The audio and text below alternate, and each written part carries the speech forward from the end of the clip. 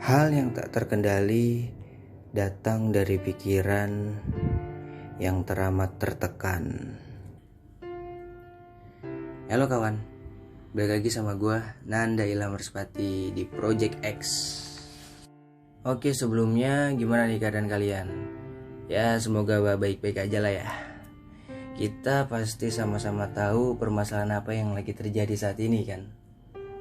Ya, COVID-19 ini jadi permasalahan yang menurut gue cukup masalah. Ya gimana ya, dengan kebiasaan kita ini, ya lu tau lah, walaupun gak semua kita punya kebiasaan yang buruk, cuman kita saling sama-sama tahu kebiasaan-kebiasaan buruk kita masing-masing. Ya intinya stay safe bagi kalian yang udah tahu peraturan di rumah aja. Bagi kalian yang udah ngelakuin dan udah diterapin oleh masing-masing instansi kayak sekolah, kantor, ya beberapa instansi lainnya lah yang udah nerapin di rumah aja. Di rumah aja bukan berarti lu santai-santai aja ya di sini. Dalam konteks ini lu masih melakukan suatu hal kewajiban lu gitu. Entah itu yang sekolah, yang mahasiswa, yang pekerja, ya lu nggak boleh dengan santai-santai aja atau mempergunakan kesempatan dalam kesempitan.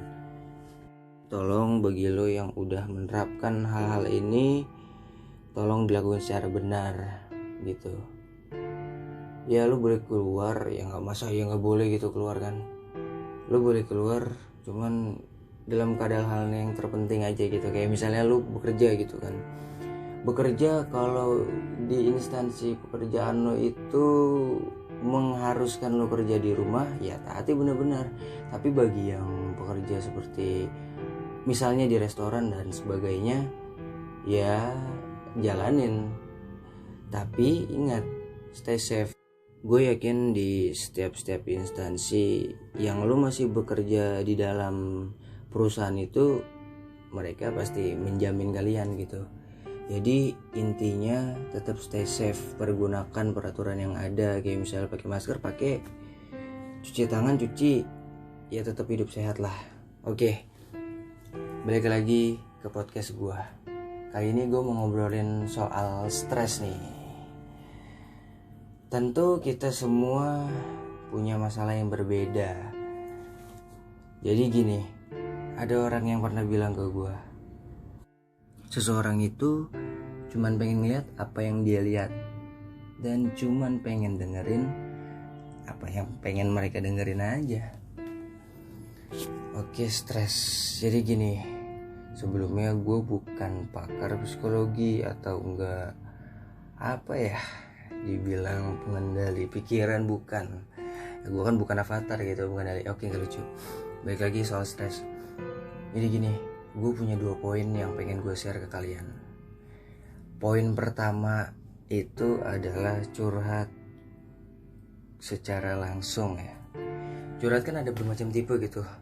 Entah itu langsung, entah itu dalam online gitu, entah itu dalam chat ya, termasuk online sih.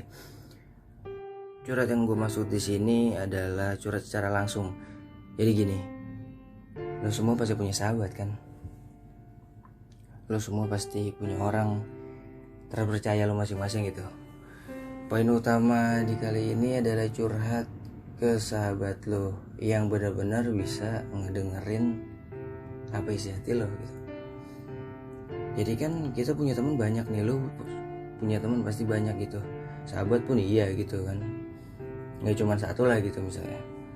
Jadi tiap-tiap mereka itu tuh gak semuanya yang bisa ngasih feedback yang positif ke kita. Maksudnya feedback tuh gini, perumpama gue merencanakan sesuatu hal, kayak misalnya gue pengen bikin usaha nih. Gue cerita dong ke temen gue, ke sahabat gue yang gue percaya, cuy, gue pengen bikin usaha gini nih, gini segala macem, kira-kira gimana ya menurut lo? Nah ini nih, hal pertama lu harus perhatiin itu, lu harus cerita ke sahabat lu yang bisa jadi pendengar yang baik buat lu, sama pemberi masukan yang positif. Ada beberapa temen yang ketika kita cerita, kita punya cita-cita ini, Dia bukan malah ngasih feedback yang baik buat kita, tapi malah kayak, lu ngapain sih, tahu diri kek, udahlah nggak usah kebanyakan mimpi gitu. Nah, hal yang pertama lo harus lakuin adalah memilih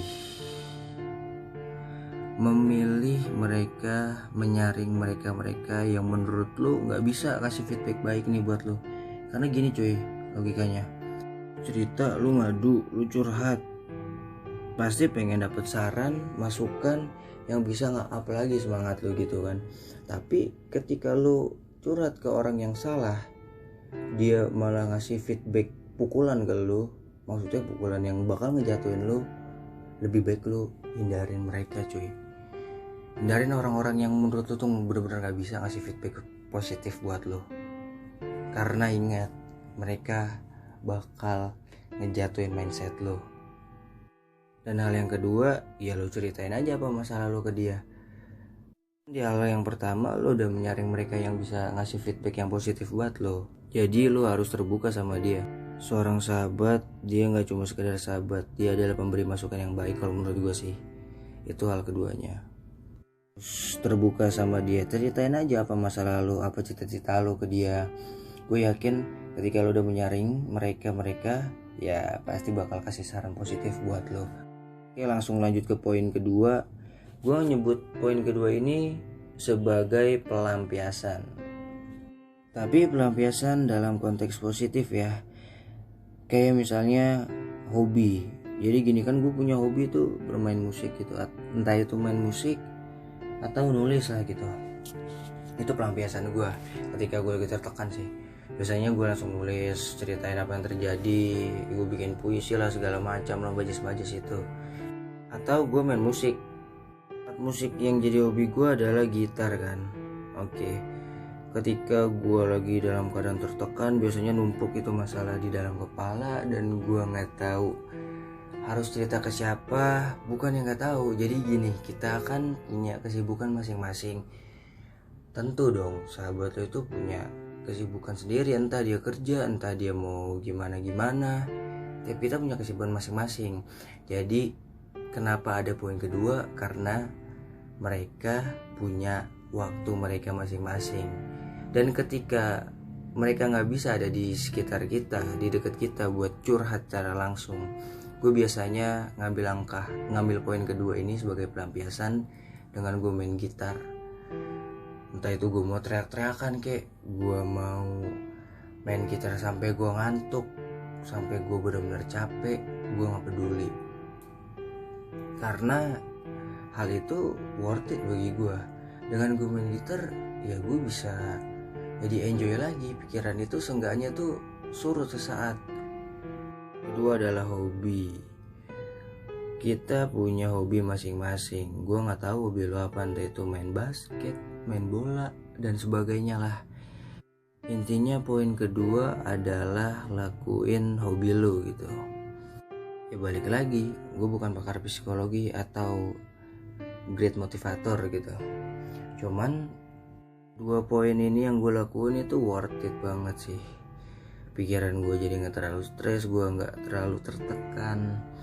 Walaupun gak ada orang yang bisa dengerin gue saat itu. Ini poin kedua tuh paling gue andelin ketika mereka gak bisa ada di samping gue, atau gak mungkin mereka juga punya masalah kan.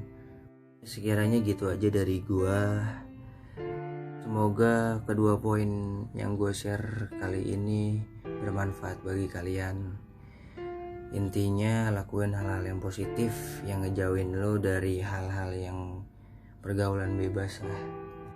Ingat, yang paling penting adalah cara kita berpikir, cara kita nanggepin satu masalah itu. Ketika lo bingung, lo tanya sama temen lo yang terpercaya.